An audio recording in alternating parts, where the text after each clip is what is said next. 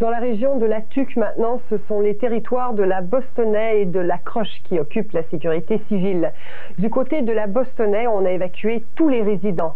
Mais à la Croche, malgré les recommandations d'évacuation, les gens tiennent encore. Si vous ne m'entendez pas, je vais tout simplement... Alors, je ne sais pas si nous pouvons entendre José Thibault. Non, vous n'avez pas le son à Montréal? Alors José, écoutez, je crois que vous m'entendez. Alors moi je vous demandais, je pense que vous êtes en compagnie d'un ingénieur technicien. Là, vous allez nous aider à faire le point sur ce qui se passe dans votre région.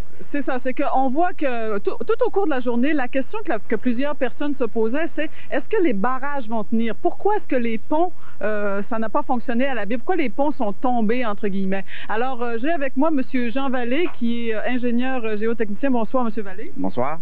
Monsieur Vallée, est-ce que les gens avaient raison d'avoir peur que le barrage du Portage des Roches ou même ici derrière le barrage Price puisse, je dirais pas tomber, mais craquer et l'eau s'échapper du barrage? Bon, en général, les barrages sont des barrages en béton qui reposent sur le socle rocheux. Et ce sont donc des structures qui sont assez stables, qui sont capables de résister à des poussées horizontales assez fortes, même la poussée des glaces l'hiver, qui est très considérable par rapport à la poussée de l'eau.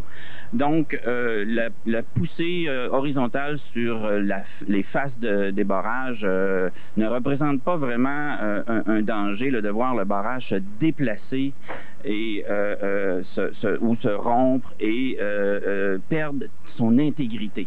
Dans le cas des ponts, parce que là, l'eau cognait contre les ponts, puis on a même vu l'eau contourner les ponts et certains des côtés sont partis, même certains tabliers.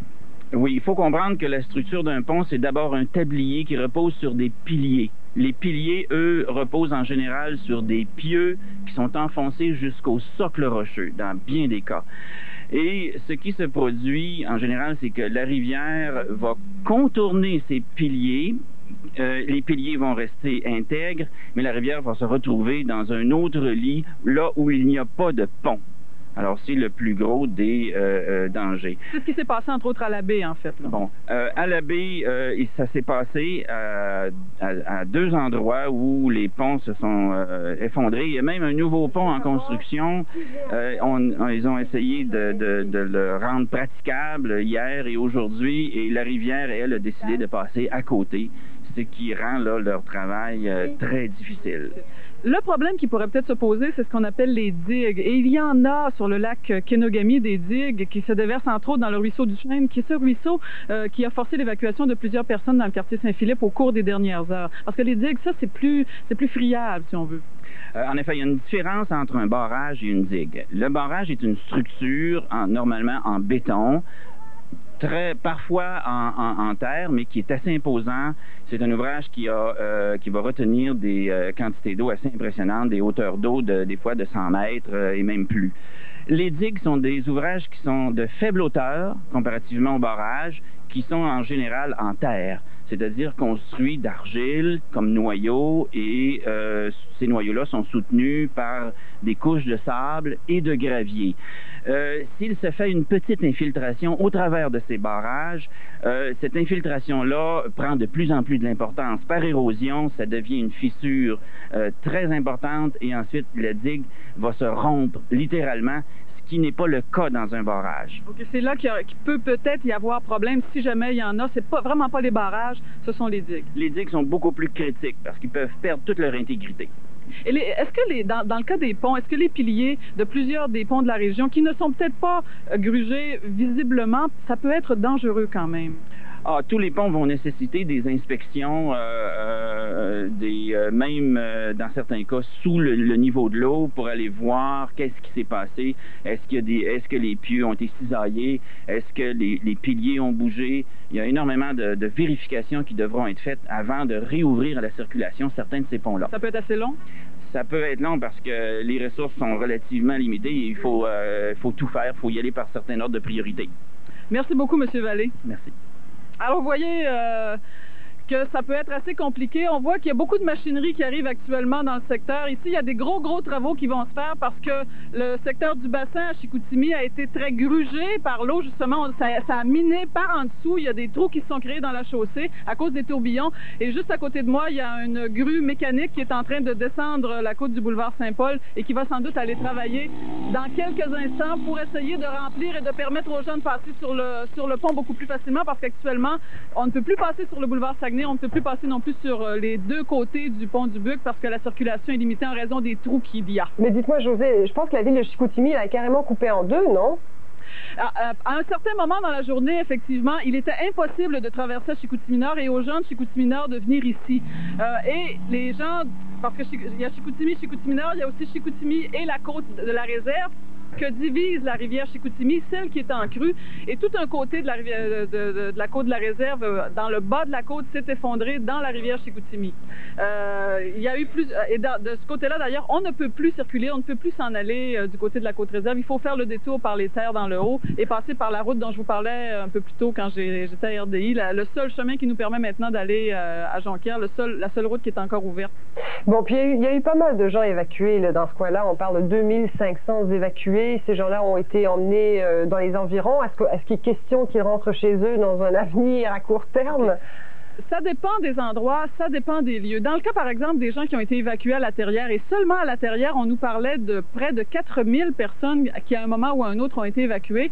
La Terrière a obtenu un statut de zone sinistrée et il est à peu près certain que la plupart des gens ne pourront pas récupérer leur demeure avant 48 heures. Parce que l'eau ne pourra pas redescendre suffisamment pour leur permettre de regagner leur maison avant 48 heures. Et tout risque de problème ne sera pas réglé avant au moins 4 ou 5 jours, si on se fie en tout cas à ce que nous ont dit les gens de la sécurité civile. Dans le cas du centre-ville de Chicoutimi, dès qu'on aura pu stabiliser un peu plus l'eau, et je vais vous dire qu'au cours de l'après-midi, l'eau a vraiment beaucoup baissé. Ici derrière, il y avait quand même un petit torrent qui s'était formé. Là, ça a baissé, ça semble être diminué régulièrement.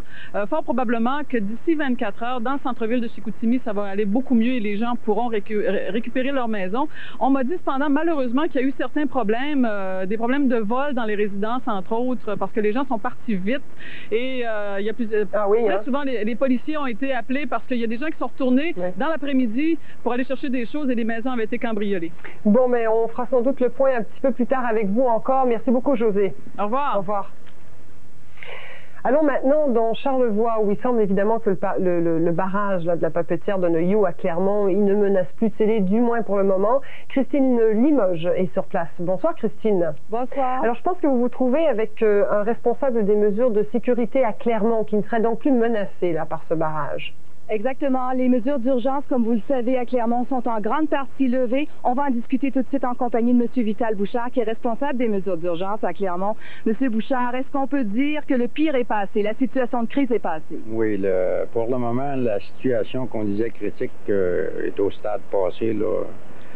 C'est un niveau qui demeure toujours stable, mais qui est toujours en diminuant un petit peu. Là.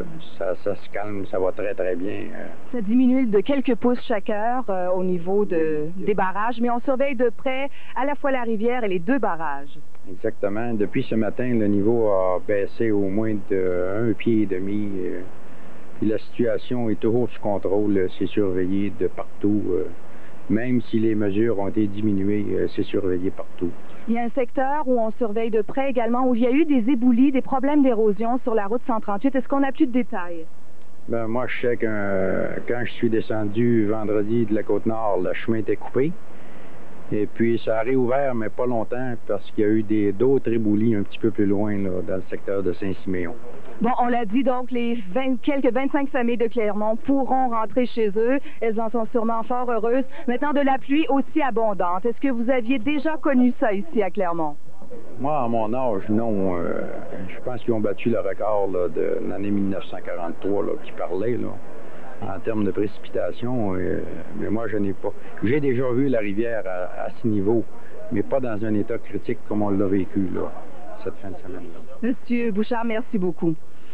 Alors Geneviève, vous l'avez entendu, la situation est quand même sous contrôle ici. On continue toutefois de surveiller de près à la fois la rivière et les deux barrages. Je peux vous dire également que concernant l'opération d'évacuation de la Sûreté du Québec, il y avait une quarantaine de personnes qui étaient littéralement coincées. C'était dans le secteur du vieux barrage qui menaçait de céder. Le vieux barrage situé dans le secteur du parc des Hautes-Gorges parce que les routes étaient devenues impraticables. Maintenant, ce groupe-là a été évacué. On a emmené ces gens-là du côté de la municipalité de Saint-Aimé-des-Lacs. Et il y a également un second groupe, une vingtaine de personnes qui se trouvaient près du lac Noir. Ces gens-là ont également été évacués. En tout, donc, une soixantaine de personnes de ce secteur-là qui sont maintenant en lieu sûr. Bien, c'est rassurant. Merci beaucoup. Merci. Au revoir, Christine. Au revoir.